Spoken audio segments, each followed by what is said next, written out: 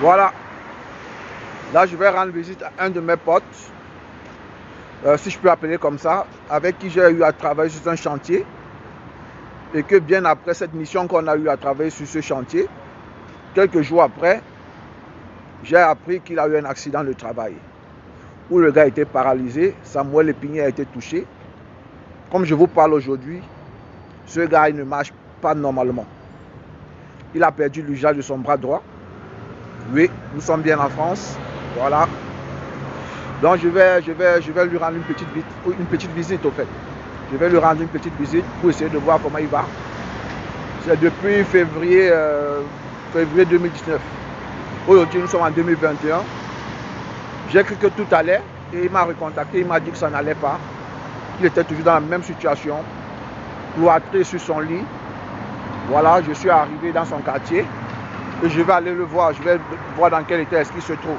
Il n'est pas très loin, il habite juste à côté là. Voilà, j'ai pris cette journée uniquement pour lui. Donc on va aller, on va voir comment il se porte aujourd'hui. Bien que son patron voilà, n'a pas dit ne plus le connaître. Voilà, il travaillait en tant que sans-papier. Il travaillait avec les papiers de quelqu'un. Aujourd'hui, il a eu son accident. Le patron dit ne plus le connaître. Le patron renie totalement qu'il le connaît. Et pourtant, il le connaît très bien. On a travaillé ensemble. Voilà. Je trouve que c'est malhonnête. Ok? Les gens sont capables de vous laisser crever, de vous laisser mourir, tout simplement parce qu'ils cherchent le gain. Ils cherchent à s'enrichir au déprimant de la vie des autres. C'est malhonnête. Donc on va voir le gars, on va voir comment il se porte aujourd'hui. Allons-y. Voilà, nous sommes arrivés, il habite là. On va aller. On ne va pas trop filmer les lieux. On va d'abord entrer.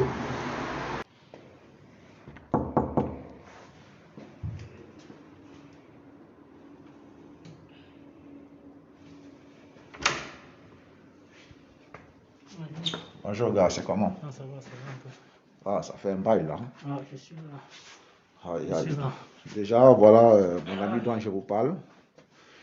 Vous pouvez constater, le gars, ça va sinon? Ça va. Le gars, il a perdu quasiment l'usage de son bras droit, que vous remarquez là. Ça fait longtemps, gars. C'est comment? Ça va un peu mieux. C'est juste les douleurs, tout ça. Les douleurs. Wow. Les douleurs.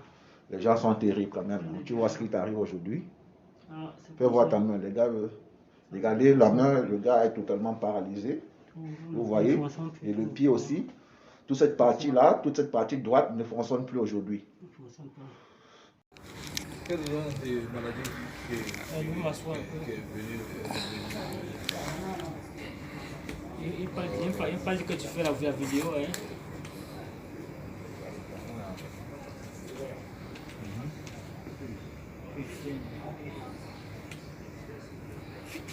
C'est chaud, hein?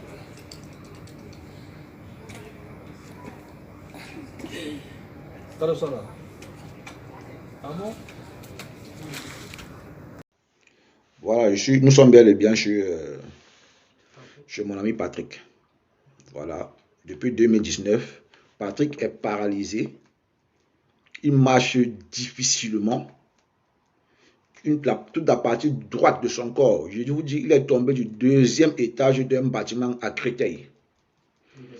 À l'université de Créteil. Donc aujourd'hui, Patrick est paralysé. Il a du mal à s'en sortir.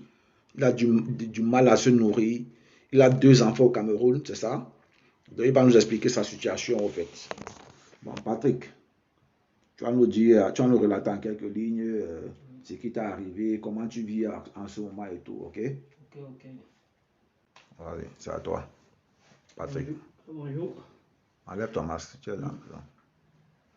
Parle un peu fort. Moi, c'est Patrick, j'ai fait l'accident le 25 février 2019. J'ai travaillé dans une société, prestataire diamant, société gérée par un Camerounais, prestataire diamant. J'ai travaillé à l'université de Créteil, on était pour la démolition du côté restaurant de l'université.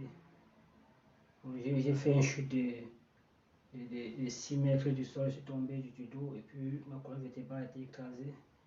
Ce qui fait que je suis tétraplégique pour le moment. J'étais à l'hôpital à Rimondo depuis 3 ans. Actuellement, je suis en rééducation. Parce que mon état, ça n'avance pas, je suis comme ça. Non seulement ça, j'ai été abandonné par mon employeur, qui dit ne pas me connaître. Il dit ne pas me connaître, et qu'il ne me connaît pas, que c'est pas moi, je ne sais pas ce qu'il a écrit, peut-être parce que je travaillais, je n'avais pas de papier. J'étais sans papier comme tout le reste du travail ici. J'ai travaillé sur le nom de quelqu'un. Voilà. Il faut dire que ton côté droit est paralysé, n'est-ce pas? C'est ça? J'étais tétraplégique parce que je n'arrivais plus à fonctionner normalement avec mon côté droit. Je ne fonctionne plus normalement.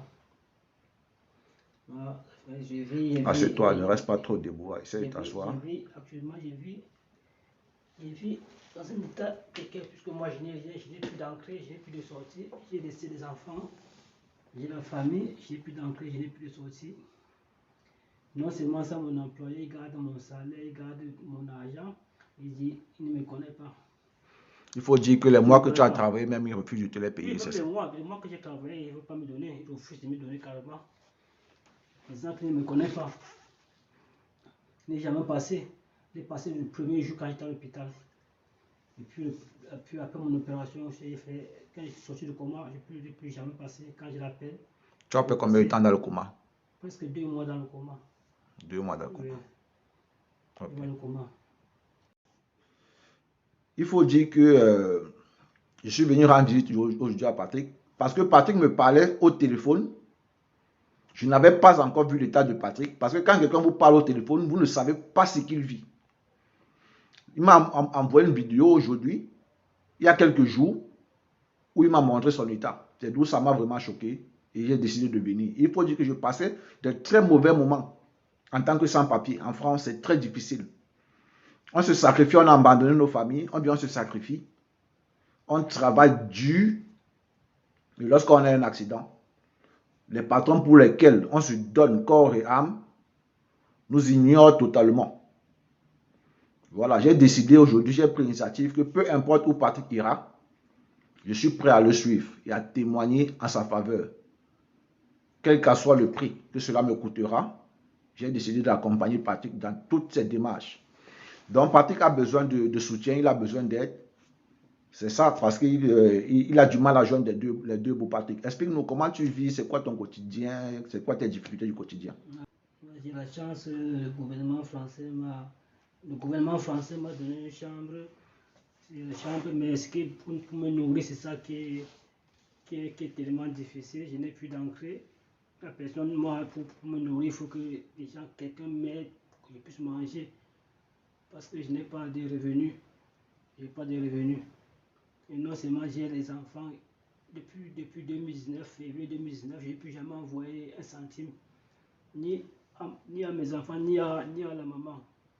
La maman aujourd'hui n'arrive même pas à sortir de la maison parce qu'elle est malade, elle-même ne sort plus de la maison. Par rapport à son âge et tout, par rapport à son âge, elle est tellement fatiguée, elle n'arrive plus à sortir de la maison. Il faut dire que tu étais le seul espoir de ta famille. Je suis le seul. Et que c'est toi qui parvenais aux besoins de ta famille, de ta mère et de tes enfants. C'est ça. Et aujourd'hui, ta mère aussi est dans un état critique au Cameroun, où c'est toi qui la soutenais. Aujourd'hui, tu n'en vois plus rien à ta mère. Depuis février 2019. Effectivement, c'est ce qui se passe depuis février 2019. Je ne fais plus rien. Rien du tout. Ni à l'enfant, ni aux parents, ni à personne. Je ne fais plus rien du tout. Maintenant, je suis venu. Donc, je suis venu, c'est pas quelqu'un qui. C'est pas qui. Moi, je mange, c'est moi, je dors quoi. C'est que j'ai plus de force. J'ai plus de force. Je dois remercier la France parce que la France vraiment m'aide beaucoup par rapport à l'éducation et tout, et faire des hôpitaux et comme ça. Et comment tu fais pour manger au quotidien? Tu t'en sors comment pour manger? Pour manger, moi, c'est difficile. Si quelqu'un sort, quelqu'un dehors, quelqu'un me donne 1 euro, 2 euros, j'ai trouvé un sandwich et tout, c'est comme ça que j'ai vu. Ok, on continue avec Patrick. Donc Patrick, tu nous disais que comment est-ce que tu fais pour manger au quotidien et tout? Pour manger au quotidien, avant quand même j'avais Parle un peu fort. Pour manger au quotidien, quand je sors, il y a des gens qui m'aident avec 1 euro, 2 euros. Certains avec des boîtes de conserve, c'est ça, je me défends. Je me défends avec pour manger. Parce qu'avant, quand je vais sortir de l'hôpital, on m'aidait quand même, on me donnait au moins à manger tous les soirs. Mais pour le moment, c'est fini. On ne me donne plus à manger. Ce qui fait que je suis obligé de sortir, me défendre avec mon état. De sortir dehors, peut-être en restant dehors, peut-être quelqu'un pourra me voir. Il y a des gens qui sont pris de pitié Oui, de les ton gens qui me état voient, et qui essaient de te donner 1 euro, 2 ils voient mon euros. état, ça Effectivement. les touche. Effectivement. Quand ça les touche, ces gens qui voient ça les touche, ils sont obligés de me donner 1 euro, 5 euros, tout ça. Ça, je comprends, et puis je fais ce que je peux manger, c'est comme ça que je vis. Parce que la plupart des gens, moi je peux dire que j'ai beaucoup de chance parce que quand je sors, il y a des gens qui m'aident vraiment à pouvoir manger. Mais si je reste à la maison sans sortir, je ne pourrai pas manger. Je suis obligé de ramper, même pour peut-être dehors, au moins tous les jours, qu'il pleuve, qu'il neige. Ah. Mais c'est comme ça, même quand il fait froid, je suis obligé de sortir parce que c'est que nous croisons quelqu'un dehors.